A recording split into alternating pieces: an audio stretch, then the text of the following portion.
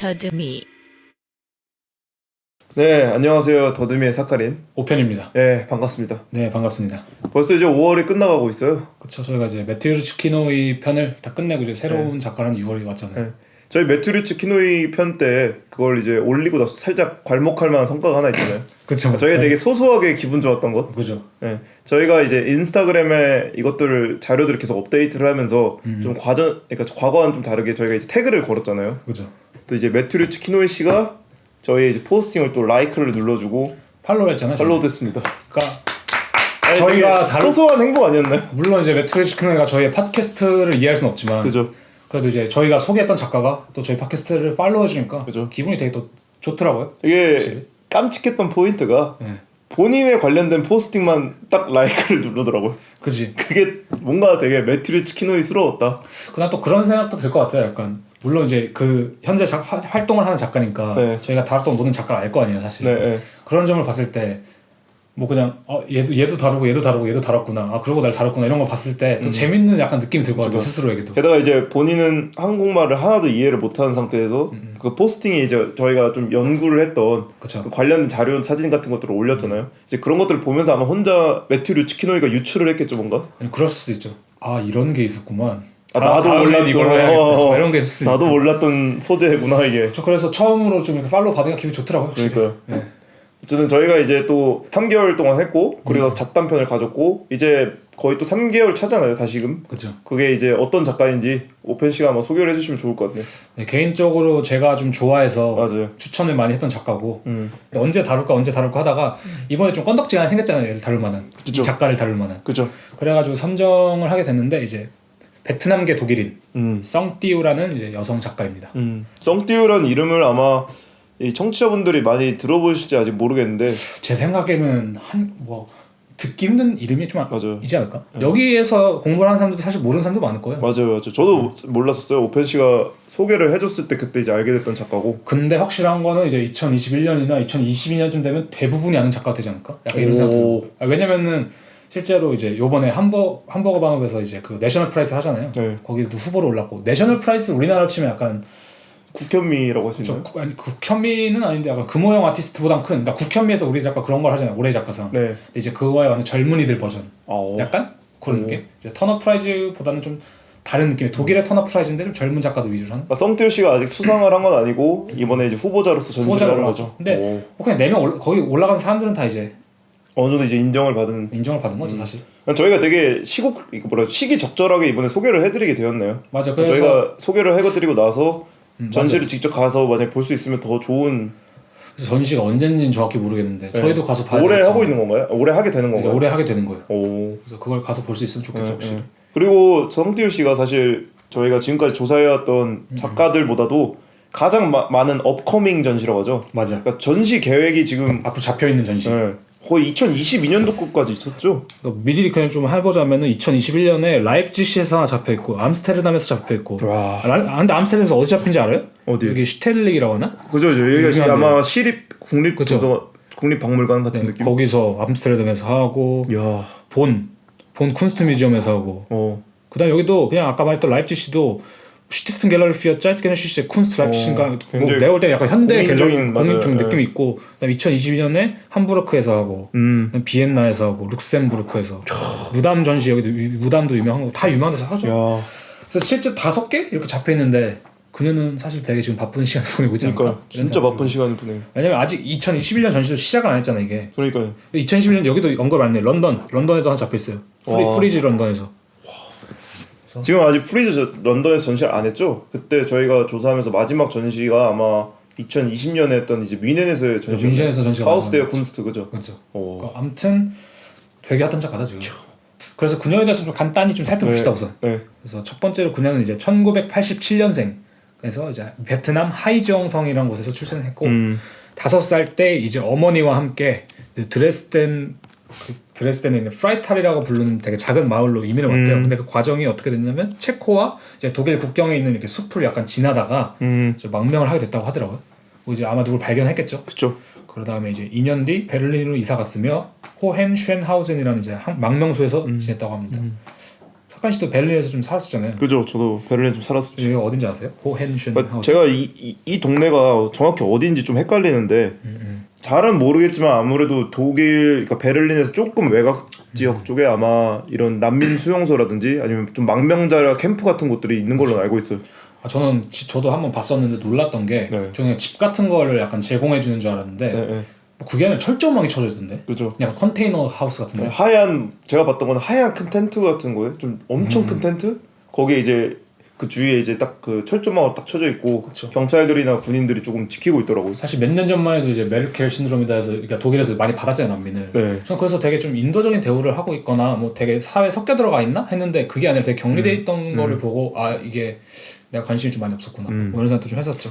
아마 제 생각엔 아직까지도 그렇고 뭐 한창 그 독일 난민 문제가 화두가 됐던 게 2016년도부터였거든요.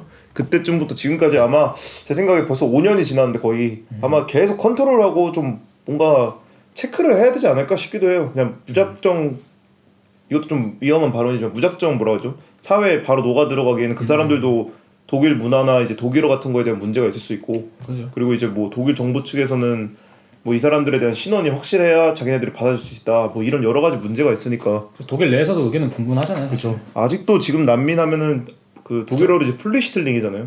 플리시틀링의 프로블렘은 항상 그 정치에 관련해서 빠지지 않는 테마죠. 그죠. 그래서 확실히 이 작가가 아무래도 이제 이민을 오고 망명을 온 작가기 때문에 이런 얘기를 좀 많이 하게 될 것 같아요. 네. 그럼에도 불구하고 어쨌든 그녀의 학력을 보면은 꽤 공부를 오래 했어요 사실. 2009년부터 2013년에 이제 함부르크 미대에서 이제 안드레아스 슬로민스키 이제 독일 회화 약간 좀 회화도 하고 좀 오브젝트를 가지고 보지만 뭐 조형 설치 이런 작가 밑에서 이제 공부를 했고 2012년 2013년에는 이제 골드스미스 런던에 있는 골드스미스 대학에서 뭐 이제 아트 프랙티스라는 걸 전공해서 바첼러를 땄다고도 하고 2015년부터 2018년 이제 포스트 그레주에이트 프로그램에서 뭐 졸업하고 나서 뭐 석사인가 박사인가 뭐 그런 거죠. 네, 그런 것 같아요. 그래서 로얄 아카데미 오브 아트 런던에서 했는데 그래서 학력을 보면은 뭐 좋아요 사실. 2009년부터 18년까지 공부했을 거 거의 10년을 공부했네요. 10년을 공부했고 뭐 다 이제 걸출한 학교에서 공부를 했는데 아까 저희가 계속 말했던 것처럼 그래서 결국 저희가 성격을 다루고자 했던 이유 중 하나가 이 사람이 핫하다 이것도 있지만 이 시대에서 분명히 뭔가를 말하고 있는 작가구나. 맞아요. 되게 시대가 부르는 작가구나 이 생각이 많이 들더라고요. 맞아요.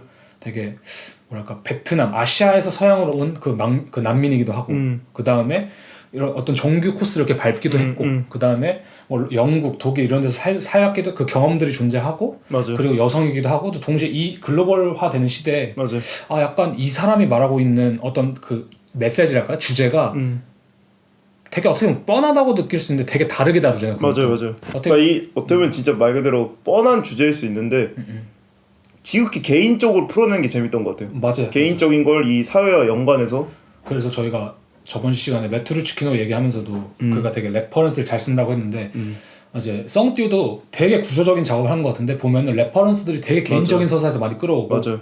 아니면 또 실제 어떤 사건들 이런 데서 많이 끌어오는 것 같아서 이번에도 좀 그런 얘기를 많이 하게 될 것 같아요. 여러 가지. 그리고 저희가 지금까지 더듬이를 하면서 다뤘던 작가들이 대부분 백인이었잖아요. 그죠. 저희 생각에도 좀 저희가 얘기를 나누면서 좀 더 다양한 인종이나 뭔가 좀 다양한 사람들을 저희도 얘기를 해보자. 그렇죠. 저희도 여기서 어쨌든 외국인으로 존재하니까. 그렇죠. 그래서 아무튼 이제 디아스포라든지 뭐 이제 세계화라든지 또 요즘 코로나라서 사실 디아스포라도 없잖아 요즘에는. 그쵸. 다 자기 나라에 갇혀 있죠. 지금 갇혀 있죠. 그런 시기인데 이제 또 코로나 시나 끝나면 어떻게 될지 모르고. 맞아요. 요즘에 또 인터넷에서 이렇게 만나기도 하고 이런 걸 봤을 때 이런 얘기를 좀 하면서 그녀가 이런 문제를 어떻게 다루는지 살펴보면 좋을 것 같다고 생각해서 마지막 썽띠우를 딱 선택하게 됐습니다. 네. 그래서 썽띠우가 베트남인이고 그녀가 이제 망명을 하던 이제 난민으로 이렇게 살게 됐던 계기 중 하나가 베트남 전쟁이 크잖아요. 그렇죠. 그래서 좀 베트남 전쟁에 대한 이야기로 좀 이야기를 시작해 보죠. 네, 그래서 베트남 전쟁에 이제 굉장히 중요했던 사건 중 하나가 이제 구정 대공세예요. 구정. 네, 구정 대공세가 그 구정이 저희가 알고 있는 신정 구정으로 할 때 그 설 연휴 구정이 맞거든요.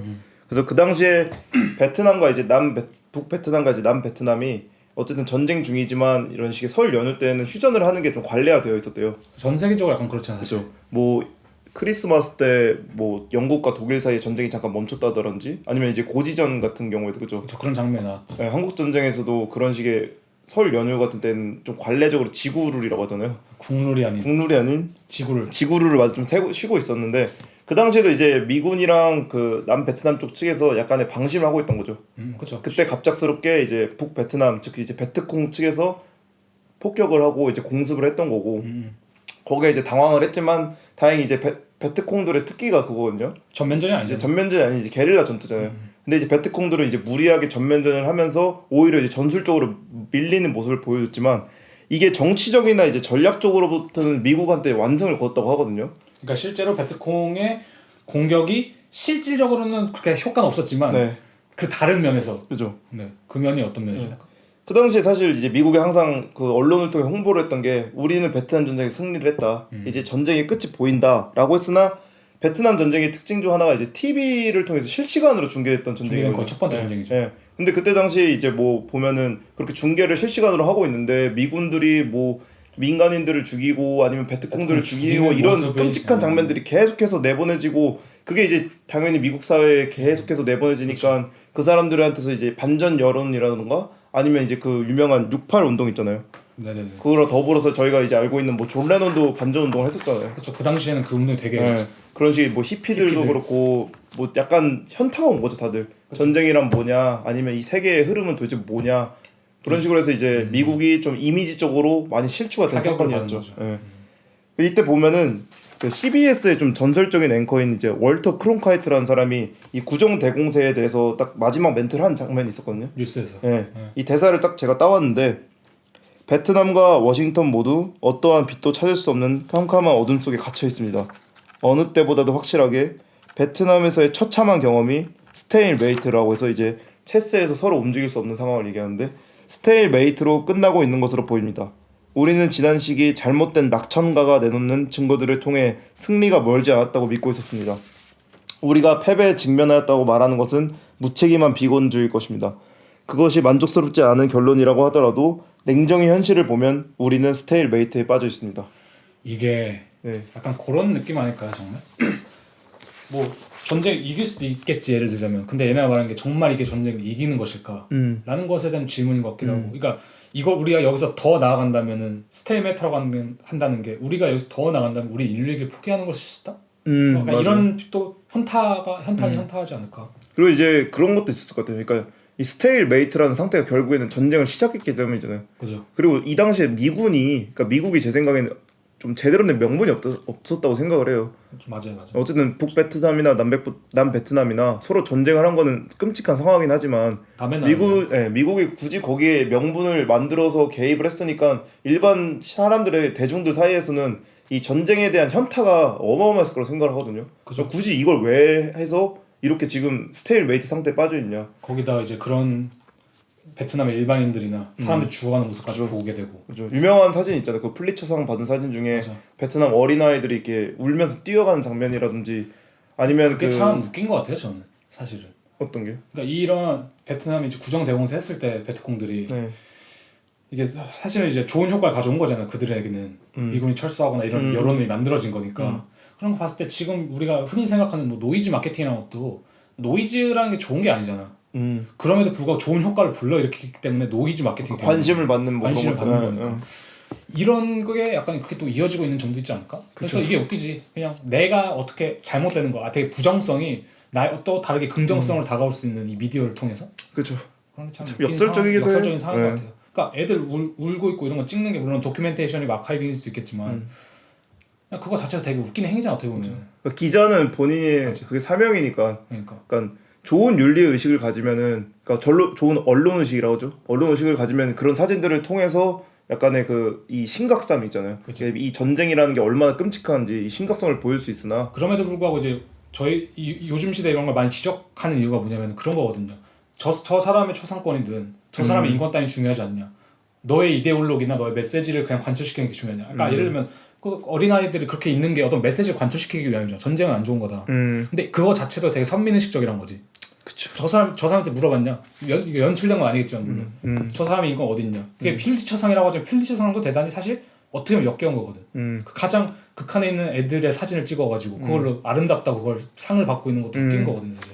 그렇죠. 그게 좀 안 좋은 확실히 좀 그 당시 암울한 좀 언론의 이면이었던 것 같아요. 또 언론의 딜레마라고 볼 수도 있고. 딜레마죠, 진짜. 어떻게 이거를 그렇다고 안 찍을 수도 없고. 안 찍자는. 지금 미얀마도 사실 그렇잖아요. 미얀마 사태에 대해서 맞아요. 찍는 사람들이 방관자라고 할 수도 없고. 맞아요. 그 사람들 지금 그 찍는 게 그 사람들의 사명이고 해야 할 일이니까. 근데 이거는 뭐 그 기자들이 어떻다 이걸 말하기보다도 그것을 받아들이거나 그것에 관심하는 대중들의 맞아요. 많이 의식해야 되는 것 같아요. 왜냐면은 너네 전쟁하는 거 알고 있었잖아. 근데 왜 이 사진을 보고 나서야 드디어 반대 여론을 하는 거야? 그때 사람 죽는 거 몰랐어? 이렇게 말할 수 있는 거잖아. 그치. 그런 걸 봤을 때 우리가 이거 그냥 사진 하나 본다고 막 눈물 흘리고 막 시위를 하고 있는 것 자체도 우리 스스로 반성해야 되는 문제일 수 있겠다. 맞아요. 라는 생각도 드네요 저는. 이 전쟁 얘기를 나오면 좀 숙연해지긴 해요. 분위기가 항상 맞아요. 숙연해지는데. 자, 그러면 다시 돌아올까요, 이야기로? 약간 거의 묵념을 잠깐 묵념을 한 것 같네요. 네. 예. 아무튼 이 베트남 전쟁 때 그 저희가 지금 알고 있는 이 보트피플이라는 단어가 이제 처음 나왔거든요. 되게 유명한 단어죠. 예, 이 보트피플이 뭐냐면 이 당시에 이제 베트남 공화국의 이제 패망과 함께 갈 곳이 없어진 이제 남베트남 쪽에 이제 중산층이라든지 반공주의자라든지 아니면 그 당시 화교라든지 몽족이라든지 아니면 미국에 이제 협조하던 사람들이나 이제 기타 다른 외국인들이 밀항하거나 이제 추방당하면서 그 공사하던 이제 인도 차이나 반도의 이 국가들을 그 해로라고 하죠. 그 바다를 통해 이제 탈출한 사람들을 이제 가리키는 말이었는데 그 당시에 무려 이제 103만 명 정도가 이제 탈출을 했다고요. 이 보트에서. 3만 명. 예. 보트로. 예. 이 상상이 안 될 어마어마한 숫자잖아요. 그리고 이제 그들 중에 40만 명에서 이제 50만 명이 사망을 했다고 알려졌거든요. 반 정도가 거의. 예. 거기 이제 비하인드 히스토리를 제가 살짝 봤는데 그런 사람도 있었대요. 그러니까 배를 타고 가서 굶어 죽거나 익사한 사람도 있었고 중간중간 이제 일부러 그쪽 지역에서 해적질을 한 사람도 있었대요. 아, 그 사람들이 오는 거야? 네, 탈출한 사람들을 잡아서 이제 팔려고 하는 경우에도 있었고 그리고 이제 그 당시에 뉴스 화면을 제가 한번 봤어요. 유튜브에서 송출하는 걸 잠깐 이제 그 남베트남의 그 시내에 이제 공항에 비행기 한 대가 이제 사람들을 구하러 가요. 네. 그러니까 이제 망명자들을 봐주려고. 네. 와, 근데 지옥이에요.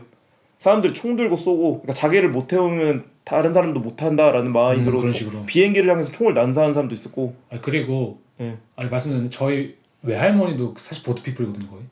아, 그래요? 그러니까 북에서 남으로 약간 네, 네. 온 건데 실제로 해로를 통해서 왔으니까. 오.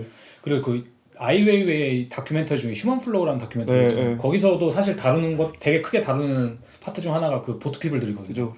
그들이 이제 여기서 멀리서 오는 아이웨이가 어떤 봉사 단체에 이제 속해가지고 그 사람들 받아주고 하는데 사실 그 사람들이 온다고 망명이 되는 게 아니에요. 거기서 맞아요. 또 대기를 하고 맞아요. 또 어떻게 이동을 해야 되는데 그 과정들을 좀 보여주는데. 그 영화 직접 보셨나요? 네네, 전 직접 봤어요. 진짜. 그래서 플로우라는 게 사실 또 이제 흐름이고 물이랑도 연관이 되잖아요. 그런 거 봤을 때 이 사람들이 망명 오는 과정이 너무나도 힘들어요. 그게 보면은 그냥 다 졌잖아요. 그리고 이거 하고 오면은 근데 그 추운 날씨에 뭐 이불 하나 제대로 없이 애들 막 떨고 있고 이러거든요. 그리고 그런 약간 고정관념에 대해서 이야기하잖아요. 그러니까 난민이라고 하면 무조건 뭐 가난하거나 무조건 뭔가 패망한 사람들로 알고 있는데 우리랑 같은 똑같은 사람들이잖아요. 맞아요. 그냥 일반적인 가정에서 그냥 평범하게 살던 사람들도 있고 아니면 그러니까 이게 인간의 그 계급을 싸그리 무시하고 난민은 그냥 난민이 되잖아요. 그렇죠. 참 그것도 그래서 잔인한 것 같아요. 휴먼 플로우에서도 되게 중요한 말 중 하나가 그런 말을 하더라고. 어떤 학자가 이렇게 말을 하는데 뭐라고 말하냐면은 인간이 자기가 살던 곳보다 좋은 곳에서 살고 싶어서 이동을 하는 것은 인간의 가장 거지. 기본적인 욕구고 행위라고 하거든요. 맞아. 그런 거 봤을 때 난민들이 오는 이유도 사실 그런 거잖아요. 더 좋은 곳에 살기 위한 욕망 때문에.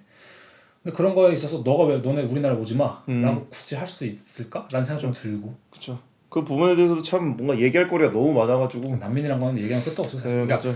저희가 막 당연히 저희가 하는 말이 무조건 맞는 것도 아니고 그거는 정치권에서도 어느 나라에서도 계속 활발하게 논의가 되고 있는 거고 아직 누구도 답을 제대로 못 했잖아요. 당연히 부정적인 면도 있을 수 있겠지. 그냥 긍정적인 면도 있을 수 있겠고 그렇지만 확실히 복잡한 문제긴 해요. 그래서 너무 복잡한 문제죠. 그래도 여러 좀 측면들을 좀 보여주고 실제로 이걸 얘기하는 게 뭐 저희 의견을 말하고자 하는 게 아니라 성띠가 실제로 이걸 많이 다루기도 하고 경험자로서 그렇죠. 그래서 오늘은 저희가 그래서 모든 난민에 대한 이야기를 못 하고 조금 이제 베트남 관련한 좀 난민들이 이야기를 하는 게 좀 성띠오의 작업에 대한 어차피 그런 이야기들이니까 그렇죠. 그런 쪽이 좀 저희가 난민 전반에 대한 담론을 다루기보다는 성띠우가 다루는 이제 난민에 대한 담론을 보잖아요. 굳이 말하자면 그렇죠. 성띠우에 한 번 더 이제 중매된 담론 맞아요. 그런 느낌이죠. 성띠우랑 필터로 걸러낸. 네. 그래서 제가 이제 이 보트피플 이제 베트남의 첫 보트피플들이 이제 독일로 와서 어떻게 살았는지 좀 얘기를 할 텐데 이제 1978년에 이제 12월 3일 처음 이제 보트피플이 독일로 도착했다고 해요. 그래서 이제 당시 72명의 어린아이를 포함한 총 163명의 보트피플들이 구조돼서 독일 이제 하노버에 도착했고 이제 1980년대 서독 쪽에는 보트피플 출신의 베트남인들이 주로 살았다면 약 3만 8천 명 정도 되고 동독에는 이제 반대로 그 베트남 사회주의 공화국에서 파견된 베트남계 이제 노동자들이 살았다고 해요. 그러니까 우리나라 치면 이제 독일의 이제 광부랑 맞아요. 관호사가 이렇게 차출이라고 하는. 맞아요. 그런 느낌인 거죠. 그죠. 네. 그런 느낌으로 해서 약간 7만 명 정도 살았다고 하는데 이제 2020년 기준에 제가 얼마나 많은 베트남 국적을 가진 사람들이 살고 있나 봤더니 독일에만 이제 18만 5천 명 정도의 이제 베트남 사람들이 살고 있고 이제 많은 사람들이 당시 이제 독일에서의 체류를 위해서 대부분 이제 그 아시아 인비스라고 하죠. 그렇죠. 아시아 레벤스미트, 아시아 식료품점이나 아니면 작은 음식점이나 그렇죠. 아니면 이제 꽃가게 같은 거를 하면서 살고 있다고 해요. 재밌는 게 정재영 씨 아시죠? 연예인. 그러니까 피아노 치시는 분. 네. 정재영 씨가 이제 프랑스 유학할 때 유열이 놀러 갔었거든요. 유열 씨. 네. 그때 이제 정재영이 했던 말이 사실 이런 건 좀 연관이 되는 게 프랑스 뭐가 맛있냐고 막 먹으러 가자고 했더니 정재영이 야 프랑스는 쌀국수라고. 독일도 사실 쌀국수. 그렇지. 그러니까 이게 다 이런 보트피플들이잖아요. 그죠, 맞아. 제 1 이민자 세대이고. 그렇죠. 뭐 일종의 유머러스하기도 하지만 되게 또 슬픈 거기도 하고. 그렇죠. 성띠우가 1987년도에 태어나서 이민을 왔다고 했잖아요. 92년도쯤에. 네네. 근데 이제 80년대 중반부터 아마 90년대 초까지가 가장 좀 이민 활발하지 않았나 알고 있거든요. 맞아, 그랬을 것 그러니까 딱 전쟁 끝나고 나서 78년도에 끝났을까 아마 그때쯤에 한 10에서 15년 사이에 망명자들이 많지 않았을까 생각을 해요. 그래서 저희가 좀 얘기하고 싶은 게 사실 그래서 디아스포라라는 좀 개념을 좀 이야기하는 거잖아요. 난민을 통해서. 네. 근데 저는 이 디아스포라라는 건 어쨌든 굳이 말하면 이주. 요즘에 우리 그런 얘기 하잖아요. 막 그냥 장난식으로 탈조선 하자 이런 것처럼. 뭐 다른 나라에 가서 살고 싶다 이런 욕망도 지옥 불반도 탈출 뭐 지옥 불반도 탈출 이런 식으로 많이 얘기를 하는데 이거랑 근본적으로 이 디아스포라 그리고 난민이라는 것은 전혀 다른 거거든요. 맞아요. 누구도 우리도 그렇게 얘기할 수 있지. 아 나도 다른 나라에 가서 살고 싶고 나도 노마드적인 삶을 살고 싶다. 근데 이거랑 디아스포라는 전반적으로 완전히 다른 궤를 취하는 게 그 사람들은 한마디로 그러니까 거의 반강제적으로 추방을 당한 사람들이고 그 다음에 다른 나라에서 허가를 받아야 되는 사람들이에요. 맞아요. 그러니까 한마디로 자신의 의지라는 게 없는 사람들. 이민과는 다르죠, 그죠? 이민이 아니죠 이거는. 그러니까 이민은 따지고 보면 저희도 디아스포라가 아닌 거죠. 저희 디아스포라가 아니죠. 디아스포라인지 말고 쫓겨나야 되는 거죠. 맞아요. 근데 그래서 실제로 이런 난민들이 어떤 신드롬이라고 하는 그런 증후군 같은 걸 되게 많이 걷는데요. 이제 쌍띠우가 실제로 관심을 갖는 것들이 그런 신드롬이라든지 딜레마라든지 그들이 사는 그런 경험들이잖아요. 네. 근데 그런 거에 있어서 막 넷플릭스에도 그런 다큐멘터리가 있더라고요. 뭐냐면은 이제 레지그네이션 신드롬이라고 체념 증후군인데 어린아이들이 많이 걸린대요. 애들이 너무 힘든 상황에 처하니까 말하기를 거부하고 어느 순간에 나 밥이랑 물을 거부하고 결국 깊은 잠에 빠져서 거의 코마 상태로 몇 개월 몇 년을 살게 된대요. 그러다 죽는 애들도 있을 수 있고.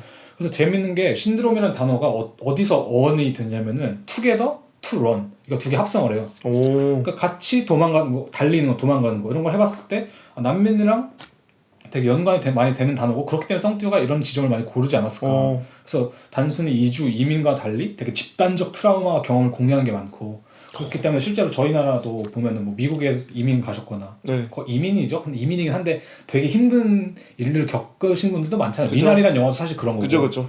그런 거를 봤을 때 우리가 이 난민을 대하는 방식이 이 사람도 그냥 다른 나라 가서 잘 살라고 온 거네 이게 아니라 그 사람들은 사실 어디에도 낄 수 없는 그 자신의 나라에선 반강제적으로 추방당하고 여기서는 허가를 받고 살아야 되는 되게 힘든 삶을 살고 계신 분들이다 이렇게 좀 생각해야 될 것 같아요. 약간 떠밀려온 느낌이라고 했죠, 그죠? 떠내려온 느낌. 그 플로우라는 단어가 참 잘 맞는 것 같아. 휴먼 플로우라는 단어가. 맞아요.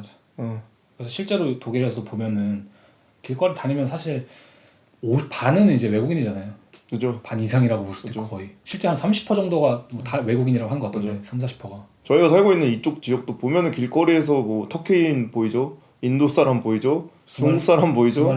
소말리아 사람 보이죠? 독일인 보이죠? 독일인 분들도 계시고. 폴란드 사람도 보이죠? 그러니까 엄청 한국에서는 느낄 수 없는. 맞아요. 완전 총집합이죠, 그냥. 총집합이죠. 근데 이게 또 자연스럽잖아요, 저희한테 이제. 그렇죠. 근데 그럼에도 불구하고 어쨌든 그들에 대한 우리들의 특정한 시선들이 있잖아요. 되게 부정적인 시선들. 그죠. 그러니까 우리는 다 그냥 유학생이지만 그 사람들은 여기서 생계를 꾸려가는 사람들이잖아. 그런 걸 봤을 때 단순히 그런 생각도 하거든요. 소말리아 사람들 보면은 해적 같다라고 느낄 수 있거든. 우리가 전형적으로 알고 있는 그 해적의 이미지들이 나타나는 사람들이니까.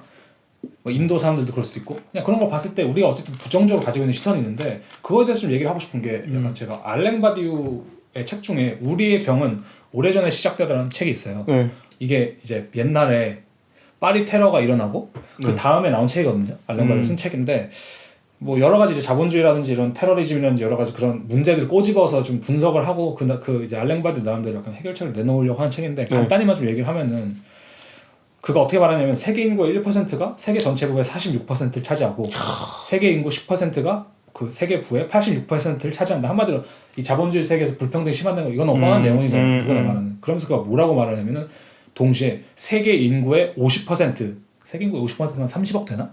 그렇죠. 지금 세계 인구 65이라는 게 제일 뭐 표준적인 그렇죠. 느낌이니까. 그래서 세계 인구의 50%는 사실 아무것도 소유하고 있지 않은 무의 존재가 된다. 한마디로 유령과 같은 존재가 되는 건데 이 무를 판단하는 기준이 자본의 기준이라는 거예요. 즉 이 사람들은 이 자본주의 사회 안에서 이 세계 안에서 노동과 소비의 두 가지 역할 중에 아무것도 수행할 수 없는 되게 유령 같은 존재라고 말을 하거든요.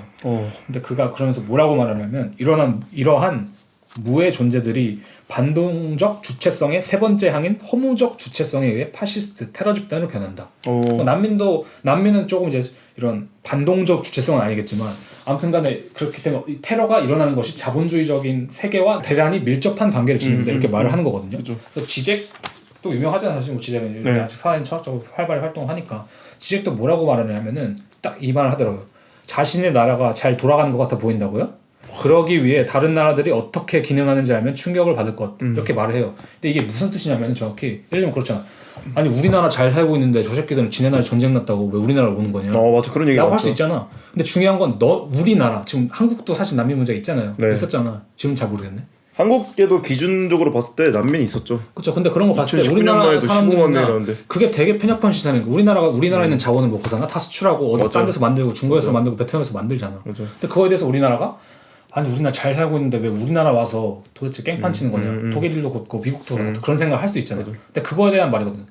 네 나라가 지금 잘 살기 위해서 다른 나라가 어떻게 되는지 인지해야 된다. 지금 난민 문제에 대해서 유럽 국가들이 많은 책임을 져야 된다고 하는 소리가 이 이야기 계속 대두되는 이유도 그러니까 이 유럽 국가들이 어떻게 잘 살게 되었는지 그 역사적 뒷배경을 봤을 때는 약간 책임론도 있잖아요. 그죠. 너네들이 지금 이렇게 만들었다. 그러니까 옛날에 뭐 식민주의도 그렇겠지만 젊은이들 입장에서 분명 그렇게 느낄 수 있어요. 사실 왜냐면 아니 뭐 내가 전쟁을 일으켰어? 뭐 내가 뭘 했어? 왜 내가 피해를 봐야 되라고 무슨 되게 연좌제야? 라고 생각할 수 있지만 사실은 냉정하게 말하면 연좌제가 맞아. 제가 볼 때 이 문제는 제 생각에는.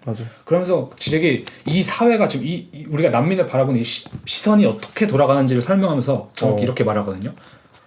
우리가 세계적으로 취하고 있는 스탠스가 결국엔 강제 결혼, 뭐 동성애 혐오, 뭐 같은 민족을 사륙하는 거 그런 거 다 괜찮아. 근데 세계 시장에 가져오지 말고 너네 나라에서만 해. 딱 이걸 말하거든. 되게 그 방관론이네요. 방관론이죠. 니네 거기서만 해. 우리 바운더리로만 안 넣으면 돼. 이거는. 그렇죠. 그래서 그냥 우리나라가 잘해서 뭐 우리나라가 평화로워서 정치를 잘해서 우리나라 잘 살고 있는 듯이 보이지만 사실 그렇지 않다는 거지.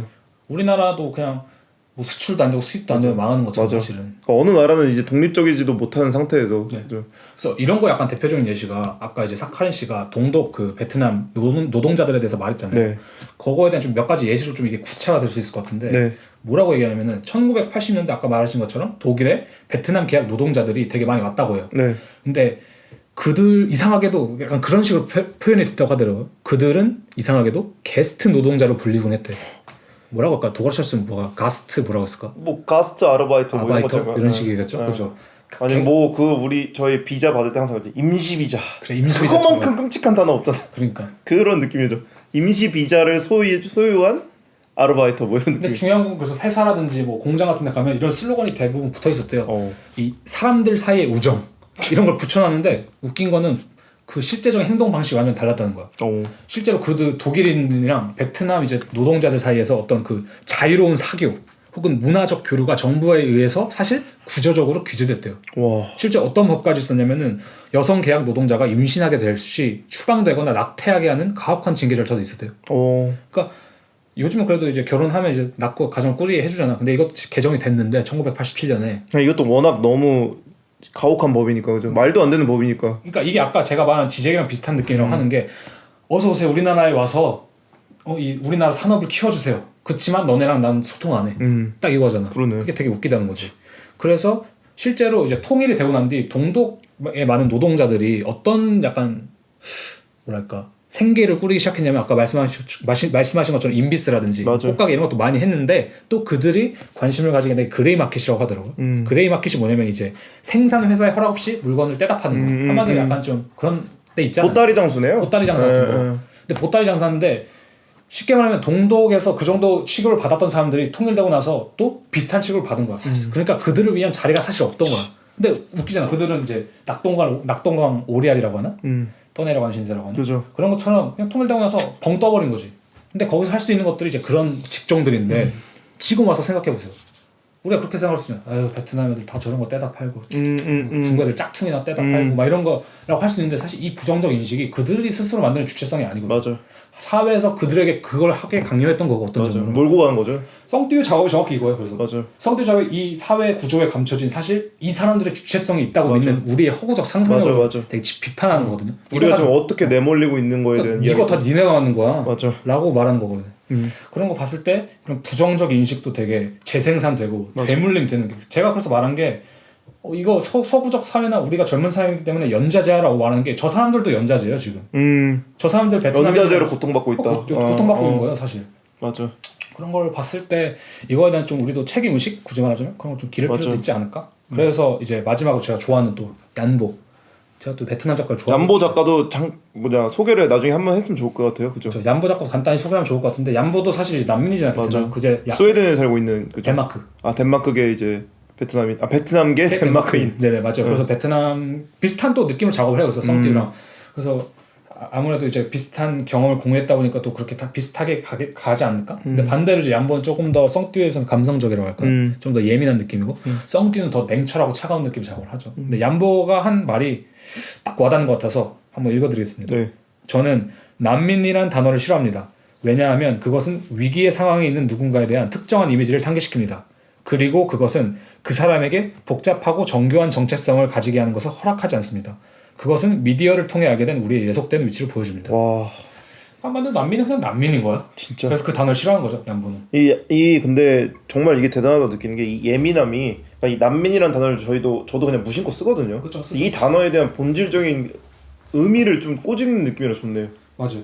그러니까 이게 약간 저가 다음에 할 이제 얘기랑 맞물리게 되는 건데 이 정교한 정체성을 가지지 못하게 한다는 게 뭐냐면은 우리가 그러자 너는 뭐 예민하고 미술을 하는 난민이구나 이렇게 얘기 안 하잖아. 그쵸. 넌 난민이면 난민인 거지. 그게 근데 가지고 있는 게 사실 단어의 한계거든요. 맞아요. 그런 단어뿐만 아니라 뭐 저희 같은 경우에 저희 경우 너 동양이잖아 아시안 그죠?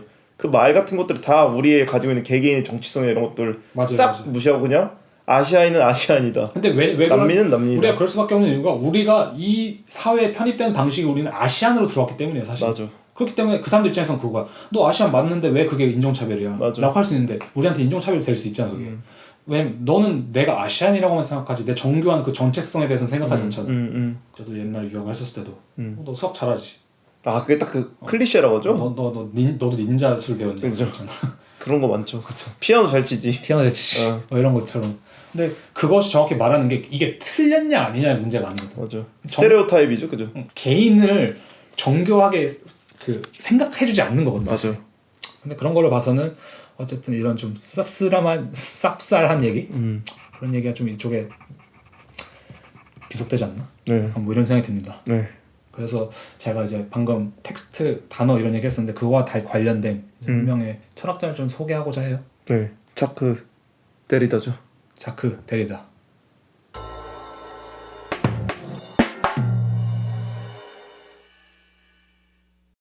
네, 그래서 자크 데리다라는 좀 철학자를 소개하려고 해요. 자크 데리다는 사실 좀 유명하잖아요. 그렇죠. 한 번쯤은 좀 오다 가다 들어볼 만한 되게 유명한 철학자인데 맞아. 꽤 근래에 이제 돌아가셨어요. 2004년에. 2004년. 오. 그래서 글 자체는 이제 약간 그라마톨로지라는 책을 위주로 좀 얘기하려고 합니다. 그래서 네. 그라마톨로지라는 책을 뭐 간단히 정리해서 말하자면은 서구의 방식을 그러니까 서구의 사고 방식을 가능하게 하는 숨겨진 조건으로서의 문자를 탐구하는 거예요. 그래서 데리다의 전반적인 이야기를 하기 전에 우선 썽띠우와의 관계를 좀 얘기하면 앞으로 제가 말할 게 좀 쉽게 들릴 수 있지 않을까 생각해서 데리다와 썽띠우의 좀 제가 발견하는 좀 공통점을 말씀드리자면 네. 물론 데리다와 썽띠우는 좀 달라요. 근데 비슷한 거는 뭐냐면 똑같은 방법론으로 기존의 구조를 타파하고 그걸 보여주려 하거든요.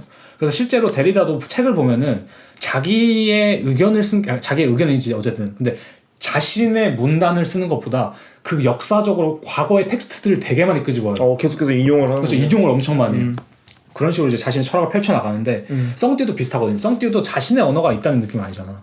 맞아요. 그 기존에 사회적으로 많이 사용되는 그 구조를 많이 따와서 이야기하는데 데리다는 이제 그러한 작업을 통해서 약간 음성이란 것을 전복시키는 그 개념으로 문자를 사용해요.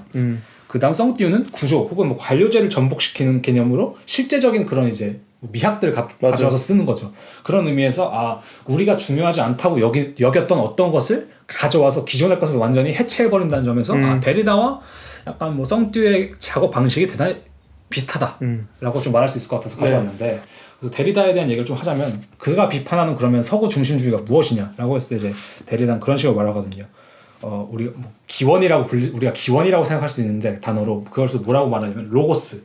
그러니까 로고스 중심주의 혹은 음성 중심주의가 서구 중심주의의 특징이라고 말해요. 그러니까 예를 들면 기원이라고 봤을 때 성경에서도 그런 말이 있잖아요. 말씀으로서의 로고스가 맞아요. 되게 그 기원이다? 뭐 이런 식으로 말을 하잖아요. 맞아요.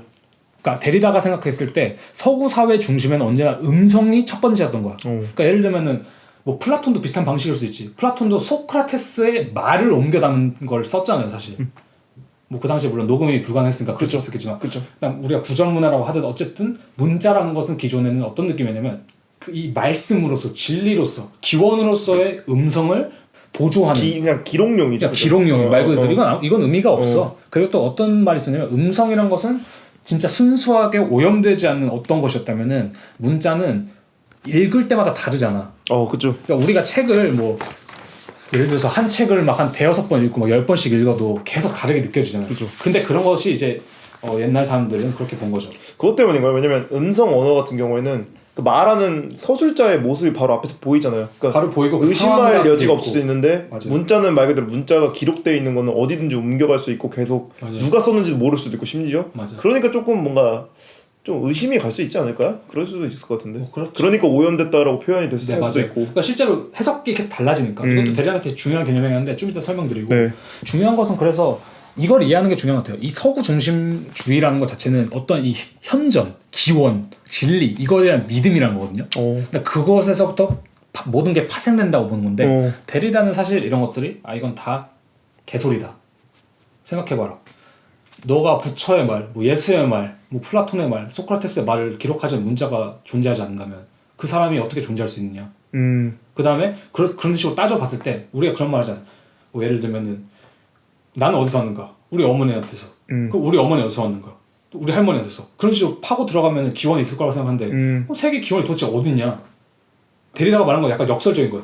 우리 엄마는 내가 존재하기 때문에 존재할 수도 있는 거다 반대로. 그리고 왜냐면 기원이란 거는 첫 번째로 등장한 무언가가 설명이 돼야 되는 거잖아.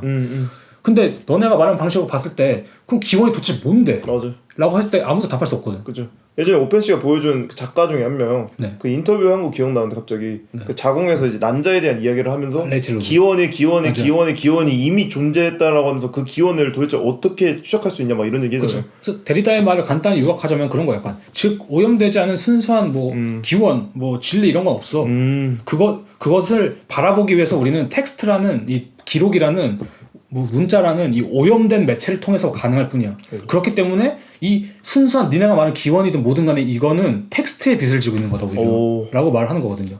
그러니까 썽띠우식으로 말하자면은 그렇지 뭐 야 근데 사회적 문제가 있잖아. 그럼 그거 고치면 되지 라고 하는 게 아니라 그건 너무 이제 포괄적인 라고 할 때 그럼 포괄적으로 그게 뭔데 도대체 썽띠우는 그걸 말하는 거고 그게 뭔데 도대체 그런 거 없어. 우리가 사회적으로 실질적으로 우리의 구조를 담당하는 것들이 이것을 보여주는 거지 그것이 이걸 낳는 게 아니야 라고 말한 거거든요. 한마디로 약간 반대로 생각한 거죠. 그죠? 이런 거 같아요. 뭐 난민 문제라고 했을 때 이 난민 문제 너무 추상적이고 우리가 이것의 기원을 어떻게 찾아야 될지 모르잖아요. 그렇다고 해서 그거를 뭐 제국주의 역사적으로 계속 흘러갈 수도 없고 근데 이제 썽띠우는 야 너 내 비자 받으러 가지.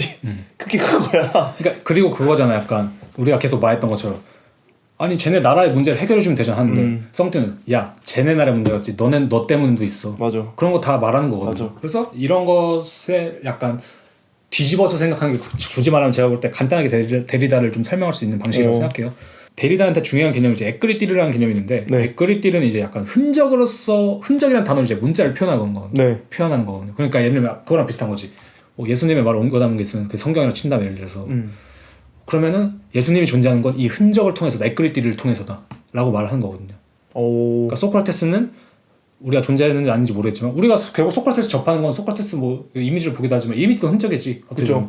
아니면 이제 플라톤이 소크라테스가 소크라테스 공자 그쵸. 노자 그래서 이 에크리티리가 사실 이 문자 기원을 그러니까 기원이란 걸 사실 대신한다고 할까? 보충하는 그런 이게 지금 오늘날의 되게 대중문화에도 많은 영향을 끼쳤어. 그러니까 되게 분석을 꼬집게 잘했네요. 그죠. 왜냐면 우리 뭐 예를 들어서 우리 누구지?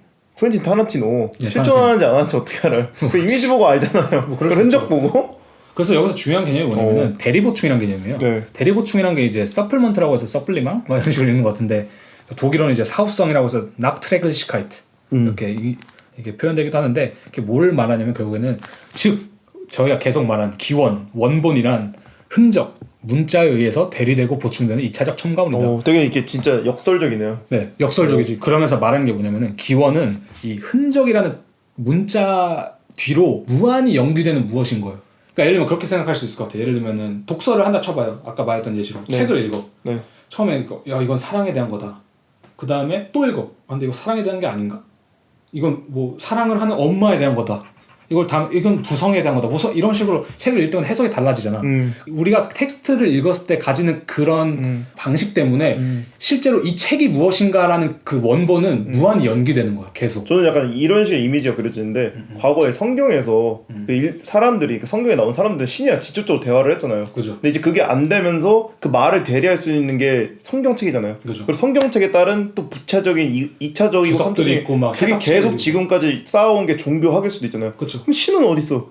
책에 높이를 생겼을 때. 그러니까 내가 그게 말하는 게 신이란 건 결국 이미 도래해 있는 무엇이 아니라 너무 밀려난 이 흔적들에 의해서 계속 연기되는 거예요. 그러니까 계속 재해석되는 거잖아. 그죠. 사실은. 그 가족 오락관에 그 귀 막고 하는 거 있잖아요. 네. 신이 원래 이렇게 얘기를 하려고 했는데 잠깐만 내가 얘기할게 하죠. 그러다 또 옆에 있는 사람 잠깐만 내가 얘기할게. 몸으로 말해요처럼. 근데 그거조차도 아직 사카린 씨는 그 방법론에서 못 벗어난 거야. 서구 중심주의에. 왜냐? 가족 오락관에서 원본의 문자가 있잖아.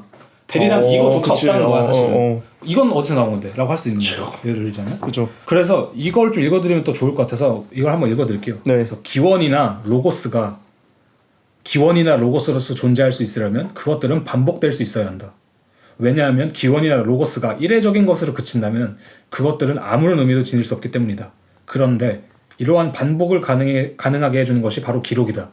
기록이 없이는 우리는 아무것도 보존할 수 없으며 따라서 기원도 로고스도 성립할 수 없기 때문이다. 이처럼 기록에 의해 비로소 기원이나 로고스가 가능하다면 현존의 형이상학의 주장과는 달리 기원보다 앞선 것, 로고스보다 중요한 것은 바로 기록이 된다. 라고 말하거든요. 진짜 역설적이네. 역설적이죠. 그래서 성띄우식으로 좀 얘기를 해보자면 이거를 사회에서 이제 저희가 아까 그랬잖아요. 야 베트남인들은 저래 원래 라고 우리가 생각할 수 있잖아. 그게 기원이거든. 근데 성띄우식으로 말하자면 사회에서 고유가 안 나. 뭐 나라는 소중한 한 명의 인간은 그 자체로 존재할 수가 없는 거예요. 그러니까 제가 저렇기 때문에 얘가 하는 짓이 저렇다. 이거 자체가 데리다식으로는 역설인 거 말도 안 되는 거지. 그래서 사운드는 약간 우리는 결국 구조라든지 관료제라는 그 시스템 내에서 평가되고 존재할 뿐이에요. 그러니까 데리다한테 그게 문제라면 쌍띠한테 그거는 관료제라는 시스템이지. 그리고 그 관료제가 지금 실제 우리보다 더 중요한 세상인 거고. 그래서 그렇죠. 그럴 때 이 구조를 드러내 보일 수 있는 것은 이 사람의 특성이다, 뭐 사람의 특성 이런 게 아니라 그냥 이 관료제 자체를 보여주는 것이 더 중요할 수 있다. 그 흔적들을. 그렇죠. 그래서 뭐 쌍띠는 그렇기 때문에 인테리어라든지 가구, 뭐 아니면 직접적인 어떤 한 주체에서 나온 사운드가 아니라 되게 우리를 둘러싸고 있는 음향 같은 것들. 지난 시간에 저희가 얘기한 뭐 쉐이코교 인테리어도 그렇고 ASMR 그게 쉐이코교를 오히려 보여주는 기록물이 되어버린 느낌이고. 그렇죠. 그래서 그런 것들을 통해 역추적하는 거죠. 구조를 해체하고. 역추적 좋은 데리다가 딱 그런 말이에요. There is nothing outside of the context. 컨텍스트 맥락지 뭐 아무것도 없다. 이것도 이제 말장난을 친 건데 컨텍스트에 괄호를 쳐놨어요. 그래서 콘텍스트 문맥과 텍스트 두 개를 약간 이제 말장난 쳐놓은 거죠.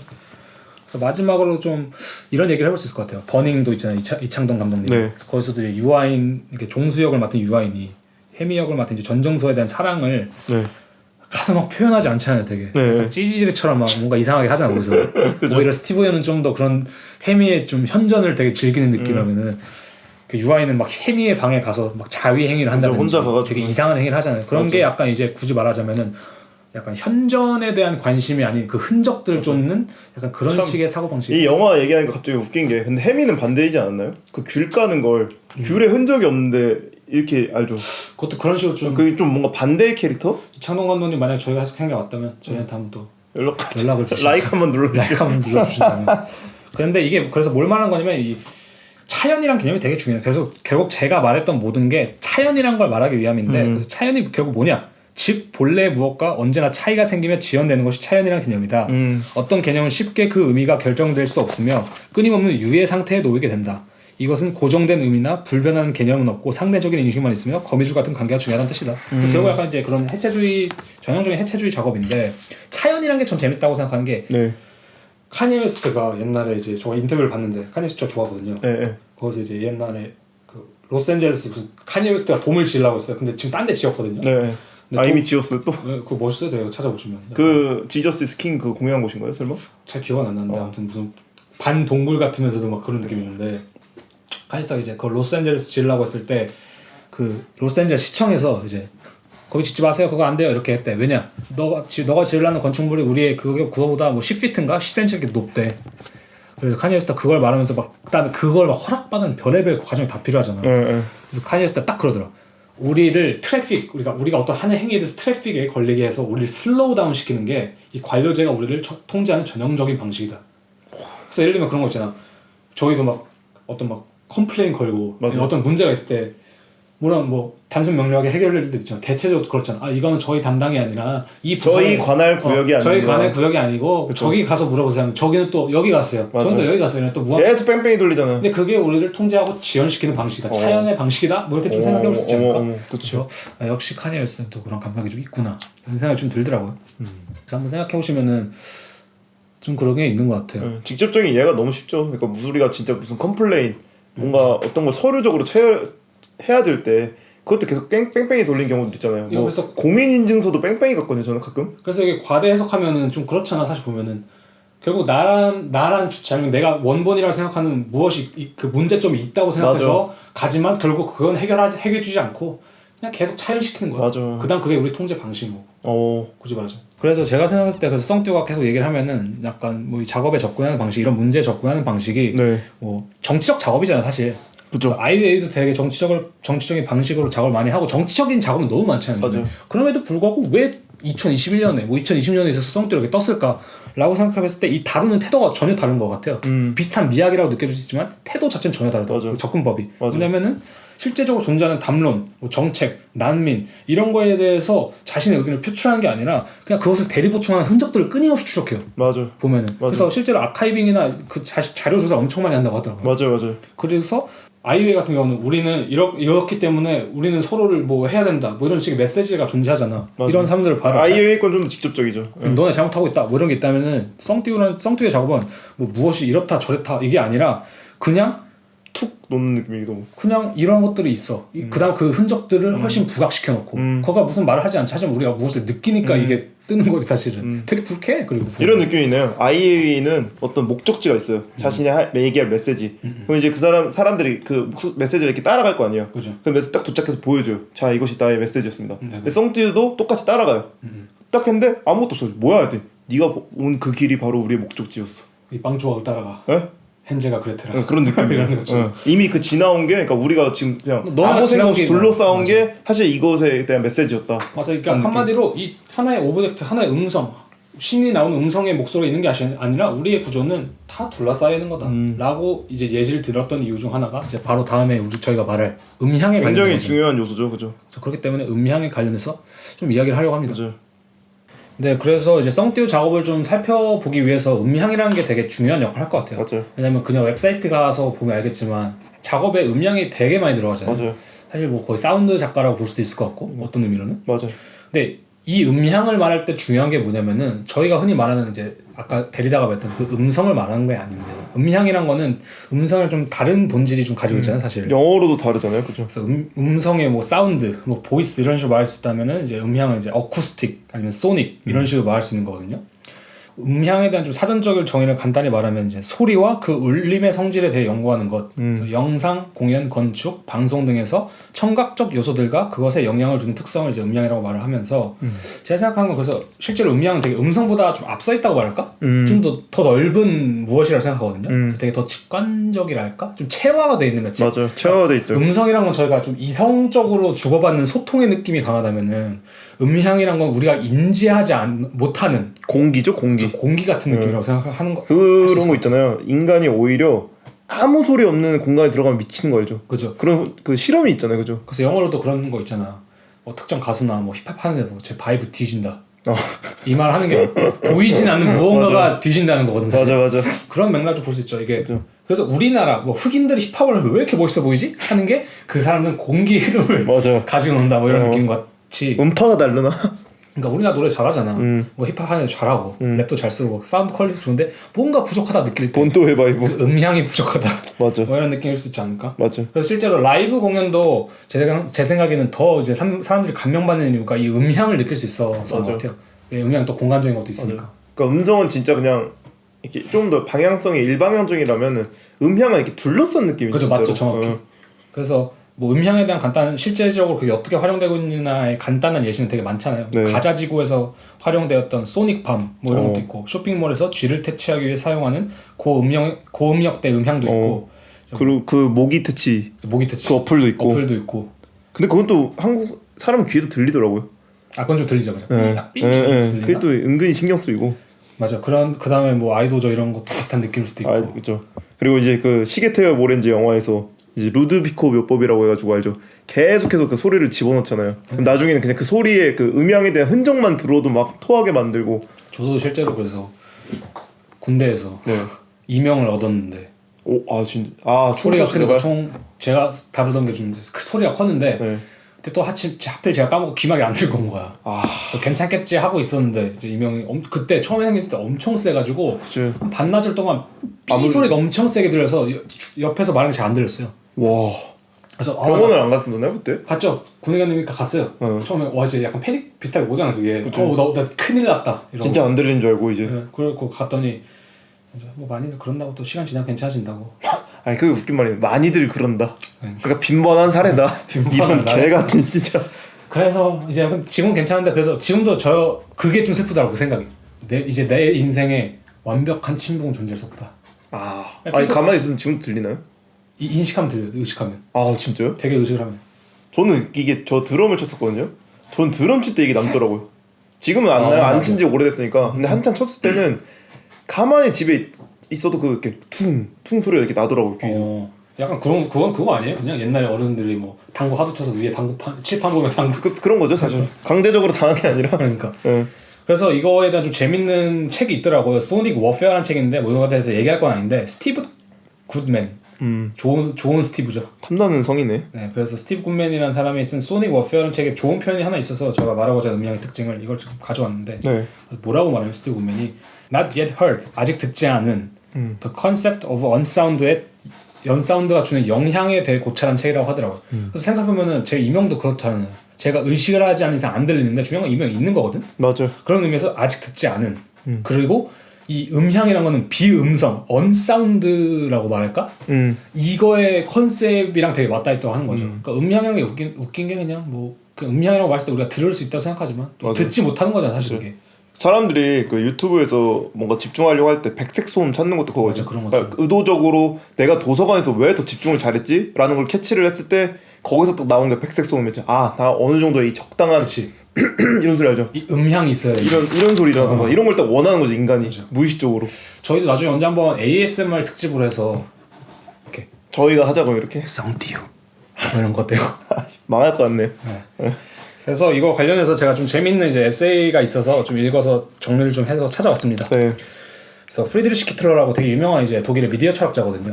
저도 책을 몇 권 읽어보긴 했는데 사실 미디어 철학자가 많진 않잖아요. 그렇게 점점에서 되게 좀 독보적 위치에 있는 것 같고 그의 책 중에 이제 The Tools of Technological World 그래서 뭐 기계화되는 세계의 진실. 그 책의 이제 챕터 네 번째 챕터의 제목인 The God of the Ears 그 귀의 신이라는 이제 그 챕터가 있는데 그걸 좀 읽어보니까 재밌는 내용이 많더라고요. 이 부분이 진짜 재밌는 것 같아요.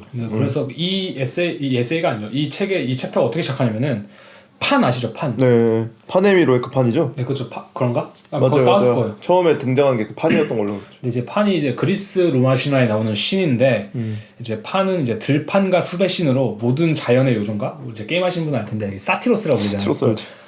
켄타우로스는 이제 말이랑 이제 사람이 합쳐진 거면 사티로스는 염소와 사람이 합쳐진 게 사티로스잖아요. 맞아요.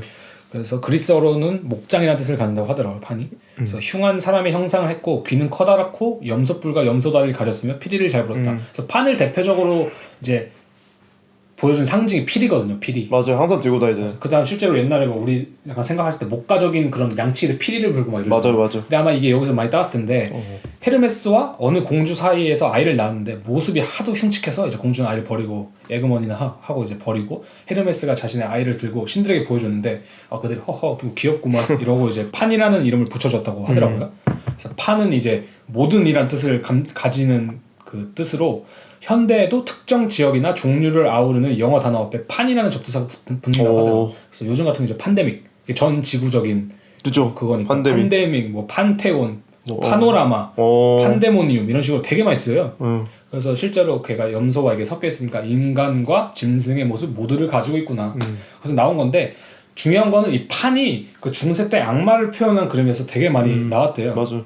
오편 씨가 저한테 악마나 이제 몬스터 관련해서 보내줬던 에세이 하나 있어요. 네. 거기도 아마 그 모습이 약간 판스러웠던 것 같은데. 약간 그런 게 있어. 하반신, 상반신 좀 다른. 그다음 그 조지 가수 있잖아요. 조지. 네. 조지도 그 뭐지? 슬로우 댄싱 인 더 룸인가? 네. 그 영화에서 영화가 아니라 그 뮤비에서 스스로를 사티러스 같이 하고 나오거든요. 아 그랬었나요? 네. 근데 제 생각에는 조지도 좀 사운드를 들어보면 제가 조지를 좋아하는데 이렇게 판의 영향이 있나? 약간 음향적인 느낌 좀 있는 것 같아. 근데 아무튼간에 그건 별개고 그래서 이 판이 어떻게 중세시대 때 표현이 되냐면은 밤의 숲을 지나가며 듣는 판의 피리 소리는 사람에게 공포를 느끼게 했다고 말해요. 그래서 패닉이라는 단어 알죠? 이게 여기서 나온 단어예요. 그 공포를 느끼는 그 패닉이 이 판의 밤에 판의 소리, 피리 소리를 듣는 그 감정에서. 뜬금없긴 한데 이런 단어 어원이 진짜 웃긴 것 같아. 어원이 재밌어. 다 연결돼 있어 진짜. 난 어원을 찾아보는 것만 재밌게 없더라고. 어원학을 하나 만들어서 놔. 그래서 이제 프리드리시 키틀러가 판을 설명하면서 뭐라 말하냐면 그리스 신화에서 그는 음향의 렐름, 그러니까 음향의 영역에서 살고 있던 신이 있다. 그래서 목자, 양치기들이 꿈을 꾸고 정오의 고요가 돌아왔을 때 판은 갑자기 모든 이의 귀에서 웅웅거린다. 버징이라고 했었거든요. 아마 영어로. 그게 뭐냐면은 판이 가진 소리의 특징이 신의 목소리 같은 뭐 사카리나 뭐 나에게 재물을 바쳐라 이게 아니라 그냥 웅웅거리는 그 소리로 존재했던 그 자연 자체, 들판 자체가 판이었던 거죠. 그러면서 악타이온이라는 켄타우로스가 있는데 이 악타이온이 판을 설명하는 보면서 뭐라고 말하냐면 그의 파이프는 여전히 공기 중에서 울리고 있었지만 그는 더 이상 인식할 수 없게 되었다. 그는 멜로디가 되었다. 그는 바람의 한숨에 섞여 있다. 이렇게 말하니까 이 말하면 그 음향이잖아. 그게 말 그대로 ASMR. 신은 음성을 얘기하지만 판은 음향을 얘기하네요. 네, 그렇죠. 그래서 어떤 식의 또 표현들이 있냐면은 나는 다른 부분들을 보기 위해 눈을 이리저리 돌려야 한다. 하지만 내가 무엇인가를 들을 때 그것들은 모든 방향에서 동시에 나에게 다가온다.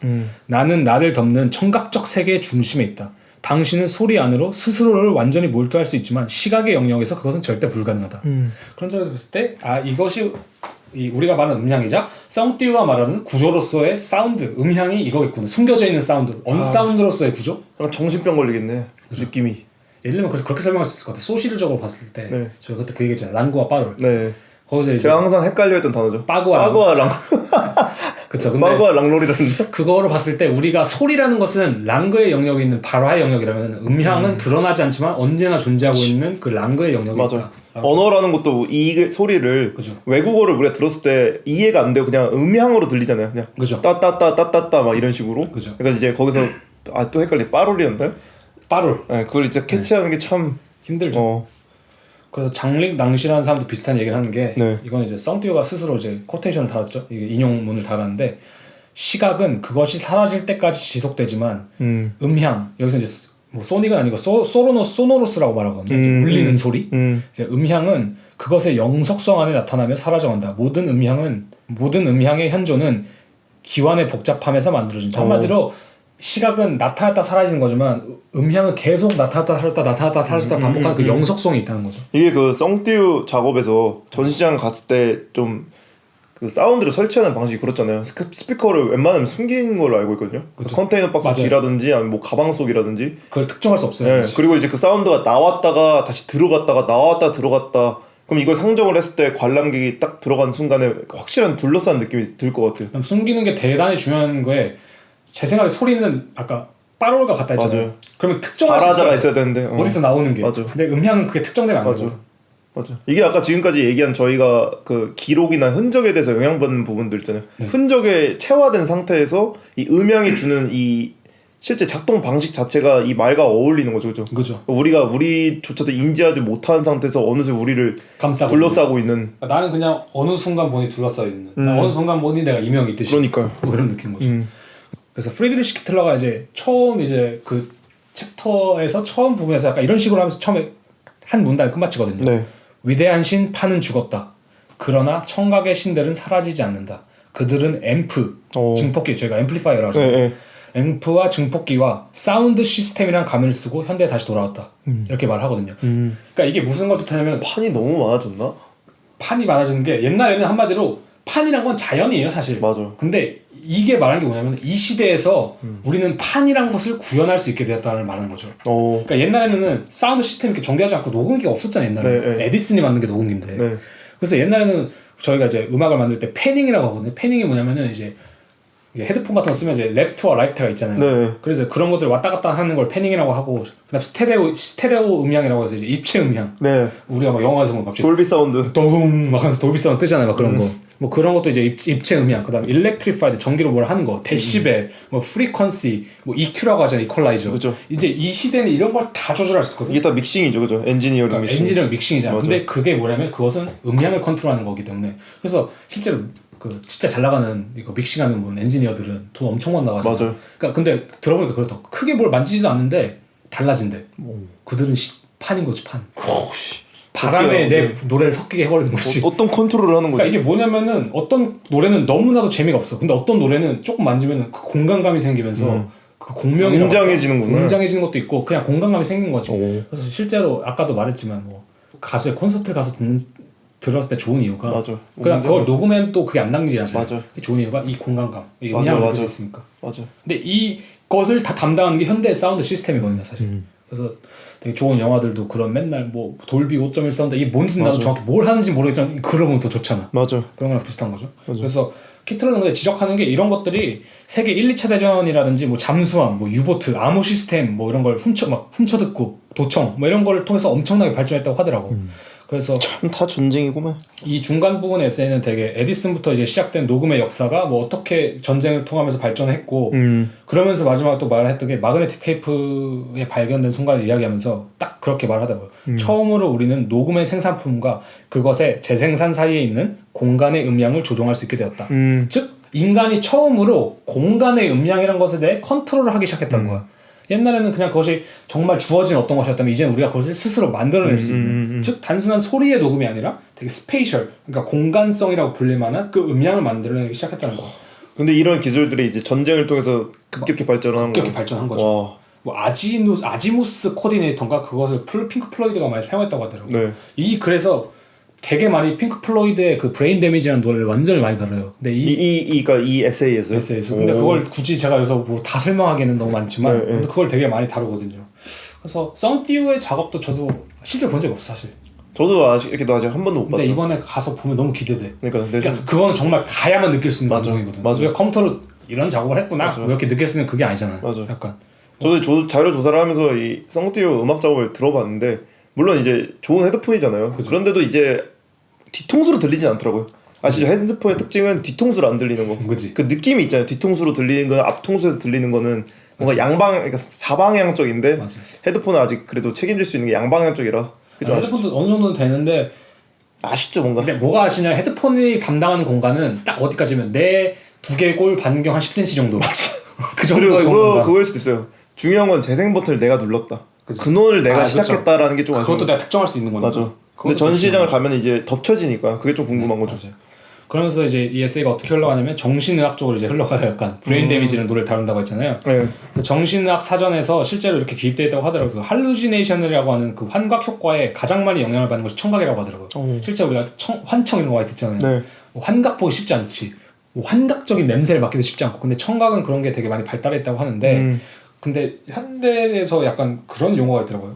아쿠아즘 정확히 뭐라고 읽는지 모르겠는데 이게 음성 이외의 환청을 뜻하는 거라고 하더라고요. 한마디로 화이트 노이즈라든지 뭐 이명 물방울 떨어지는 소리 이게 딱 백색 소음이군요. 백색 소음인데 환각인 게 중요한 거지. 실제 존재하지 않는데 근데 옛날에는 사실 사람들이 환청을 듣는 통로가 되게 악마의 목소리, 뭐 신의 목소리, 뭐 마녀의 괴성, 막 이런 식으로 많이 약간 등장했다고 하는데 현대에서는 오히려 이 아쿠아즘? 뭐 이게 되게 많아졌다고 해요. 이게 어쿠스틱이랑 비슷한 것 같은데 아쿠아즘에서 많이 나온 게 그 이유가 뭐냐면은 현대 환청은 그 뭐 누구의 목소리가 아니라 맞아. 뭐 레이더의 안테나 소리, 맞아. 뭐 물방울 떨어지는 소리, 뭐 아니면 뭐 라디오 소리 이런 걸로 되게 많이 등장한다고 맞아. 하더라고요. 그러면서 왜 이러냐라고 했을 때 왜냐하면은 이 환각이 어떤 광기랑 연관된다고 했을 때 광기는 가장 업투데이트한 가장 최근에 테스팅 스탠다드와 연관되기 시작되기 때문이다. 그러니까 최첨단의 그 기술들과 연관되기 때문이다. 왜냐면 당시 옛날에는 뭐 악마, 마녀 이런 게 최첨단이었겠지. 그렇죠. 말하자면. 근데 지금 시대는 그렇기 때문에 우리가 맞아. 그런 환청들을 많이 듣게 된다. 이게 참 무서운 게 우리가 평소에 도시에 걸어다니면서 주위에 라디오나 뭐 여러 기기들이 계속 있잖아요. 뭐 심지어 와이파이 소리를 듣는 사람이 뭐 있다고 제가 어디서 본 것 같기도 하고 그러니까 그런 식의 끊임없는 소리라든지 아니면 우리의 귀의 주파수를 넘어서는 못 듣는다고 생각하잖아요. 근데 그거에 우리 몸은 영향받는 것처럼 계속해서 이것이 우리 몸속으로 침투되고 있으니까 이걸 영향을 안 받을 수가 없는 거네요. 그죠. 와, 씨.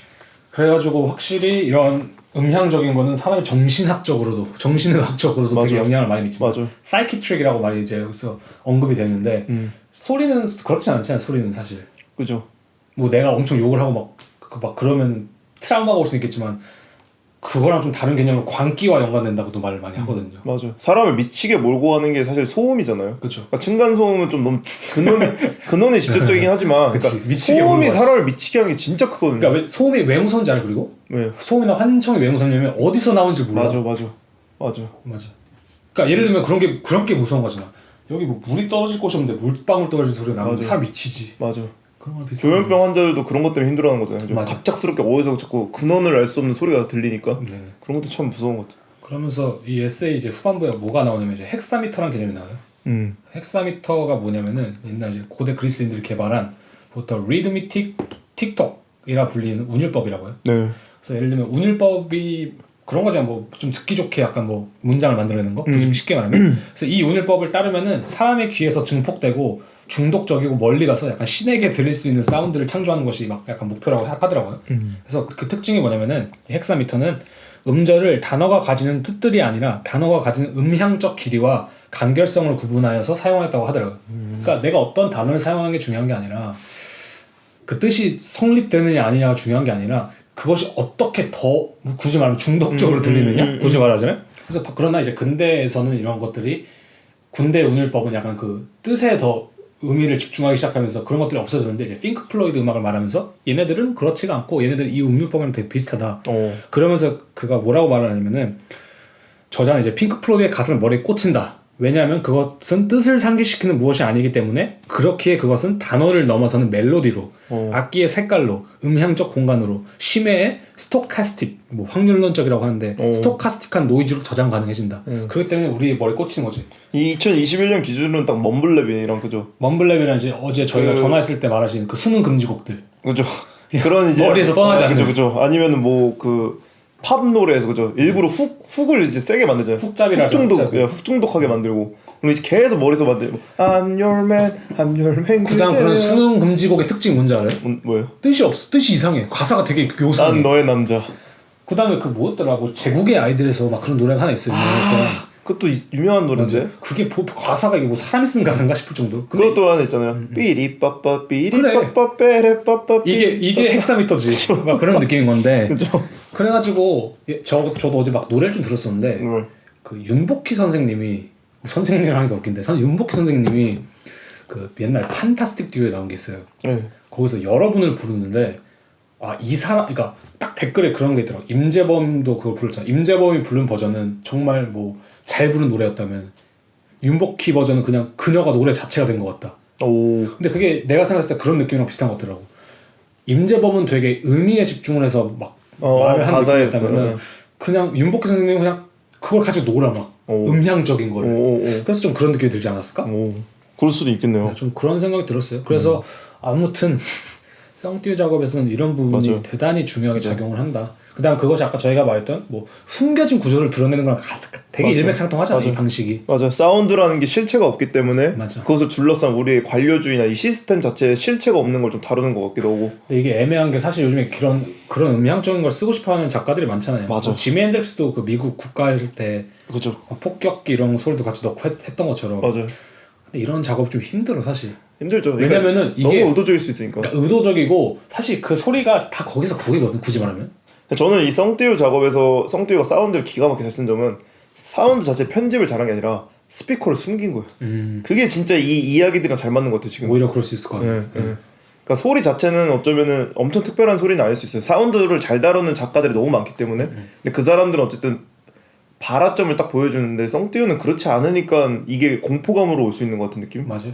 그리고 이게 이제 그 개인적 서사인 뭐 베트남 전쟁이라든지 뭐 냉전 시대에서 그 맞아. 발전한 거. 네, 사운드들이나 뭐 전쟁에 쓰인 사운드 발전이라든가. 그 실제로 보면은 저희가 그래서 계속 막 전쟁 이야기를 꺼내잖아요. 네.